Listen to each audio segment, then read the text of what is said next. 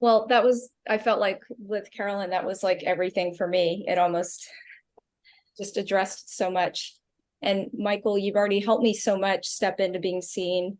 And I forgot to say how much I related to what you said, Mary, and when you were speaking in seen and unseen. Okay, I'm all about being seen, looking perfect. I'm good with that now. I can do that. But it's the stepping into a new conversation, you know. And I have been some in very safe ways. I have, but not to the extent that to be much bigger. I have not. So Can I, because I really want Mary to go first on this, and I obviously know you really well, Amy. So can I share a more specific context for you? Is that okay? you can.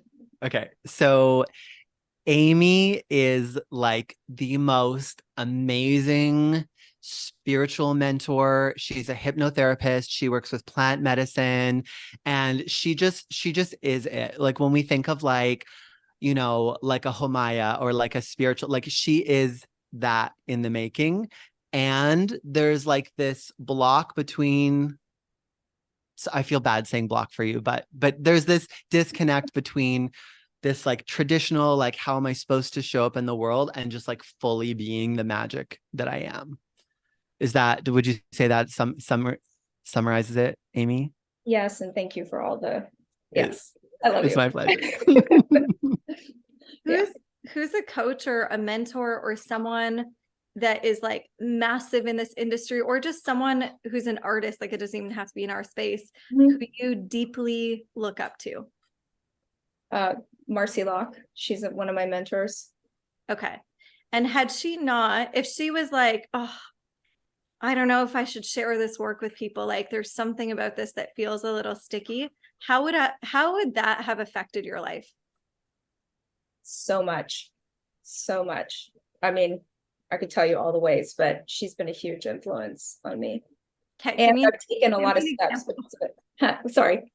Yeah, give me an example. Like, had she not done this work and been technically in your life, what would have shifted for you? I was already into plant medicine, but what hugely shifted for me is getting into helping other people integrate that and really infusing it into the work that I already do, which is really big. Yeah. So why I ask this, and this is for a lot of us who might be in a space where you're like, is this a little too woo? Is this a little too out there? I don't know. Is this something where like, and then similar to actually what we were saying in our earlier conversation, where those projections might come in and we're a little bit on the edge. Again, what do? We play safe and we try and keep in our little confinement, and we'll share a little bit where we want to share, but we won't share maybe in this space how we truly want to share, because if we do, I mean, what if someone thinks it's a little too out there and then critiques us and then criticizes us, and then all this stuff starts to show up. So for me, what I think about in those cases is like, had those people who were too woo, too out there, too crazy not shown that to me, I wouldn't be who I am today. I would be missing a huge piece of me because they paved the way. So it's like, do I pave the way for people and allow them to see that this is possible? Or am I just good? Am I cool? Just like watching everything unfold. I don't know. Just sit back. It's like, for me, there's a part inside of me that's like one of my biggest pivots and transitions in business was going from having 8 employees, full-time employees, having a big sales team, like building business the business way, super structured, going on team meetings, doing this. And then over, a span of a couple of weeks, I fired everyone on my team. I restructured my entire business. I burned down $1 million business and rebuilt it. So imagine going from 100K plus months to, all right, $1,000 months again. Very humbling experience. But it's like, you're in business, you're an entrepreneur. You need to set the tone of like, what am I willing to do for what I desire? And if the desire is like, I want plant medicine and this and that to change the world, I want people who are sick and feeling like this to actually experience this. Like, what happens to them if they don't get this? They're on these medications. They suffer for years. They don't even know that this stuff exists. but you can just come in and be like, hi, I'm here. I can change all the things. So what's coming up for you as I share this? I'm just getting yeses. I mean, I'm just feeling into me showing up exactly as I am and what that looks like. And I just haven't done it. I just have to do it. And why? So usually when I paint this picture, everyone's going to say, yes, that sounds amazing. Yes, yes, yes. But you know this, everyone in this room, we all know this. We know that if we show up in our fullest, it changes the world. But why don't we do it? What comes up for you? Not knowing, like, I'm afraid, for example, specifically like with an Instagram live, I think, oh, I could get on and tell this story and share this. And then what happens is I feel like if I do that, I'm going to run out. Like, it's not going to be like, I'm not going to know how to tell it, or I'm going to sound like I'm preaching, or, do you know what I'm saying? More, I feel like, yeah, I'm just judging myself before I even do it and not giving myself a chance to do it. Can I jump in here? Yeah. So I feel like even the way we say this is it's like, show up as me, right? And I always say it's like trying distorts the frequency of truth. So it's like, even saying, how do I show up as me? It's like, how do I try to be me?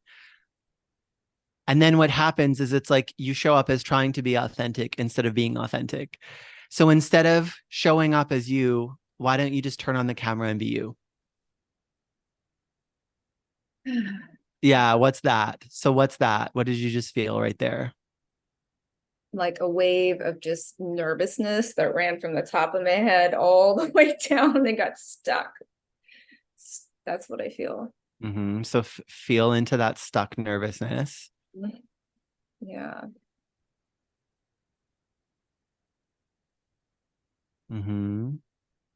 Feels really blocked in my throat and in my heart. Yeah.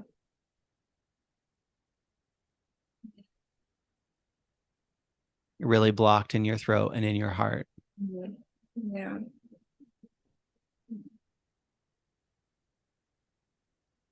Well, the block in my throat is like lessening. It's more in my heart, and it's like it's capped off. I wonder what your heart being capped off has to do with turning a camera on and not being able to be you.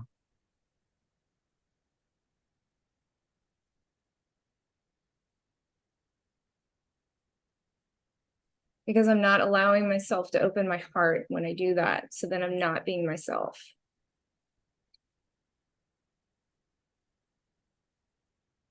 Yeah. What's landing as you say that?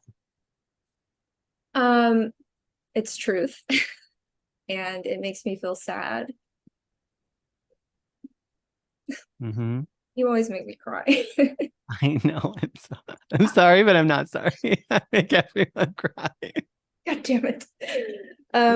Yeah, it's just, yeah, a little bit of sadness. Sadness for what? Hiding. Yeah. Hiding. Yeah.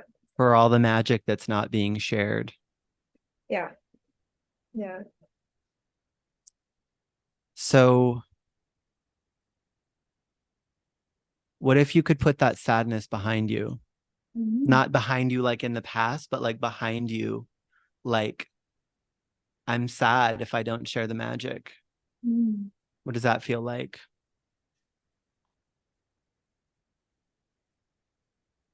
I can go with that. It feels like we're moving in the right direction. Yeah. Yeah. Yeah, it would be really sad. It would be tragic for me It would be tragic. It would be the greatest tragedy of all. It would. If you never opened your heart and shared your magic. Yeah. Yeah. What was that release? The contraction went away out of my heart. Good.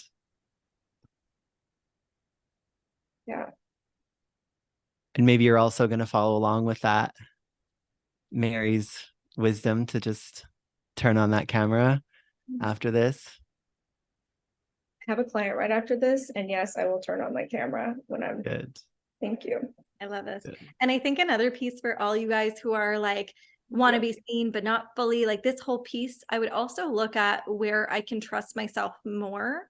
And it's in those small little moves day to day. Like I used to send a client a long ass boxer and I was like, oh my gosh, that was way too long. This is too much. You know, most of my mentors send me a 40-second message and this is like a 4-minute message. And it's those, like, do you see how that's such a micro little moment? That's not me going live, but that's actually a big indication of my level of trust. That's where we start to spiral to have a good mindset, just like we were saying earlier of, oh no, you know what? That was okay. I did good. Do you see the difference there versus like a 4-minute message? That was a solid message. Like that was good. Like that was so freaking good. And like now that's how I feel. Like I can send a short message, a long message. Like it's a complete grounded solidness in a message. So I want you guys who are all experiencing this to like notice those micro moments of like, ooh, I just felt like I didn't trust myself fully there. And I questioned myself. Should I do this? Should I do this? Similar to what Michael said earlier, what if I trusted myself? What would that look like? I send a 4-minute message and it's perfect. I show up live for a minute and it doesn't even get recorded and I just play it and it goes. And then I do another live 2 hours later and it's like, I've been live 10 times today and it's so fun. There's no should, there's no way. Those, again, like we said earlier, are what we think exists, but they don't. The only thing we should do is do what we want to do. That's it. Yeah, thank you. You're welcome. Thank you so much for coming on. Thank you. All right. All right.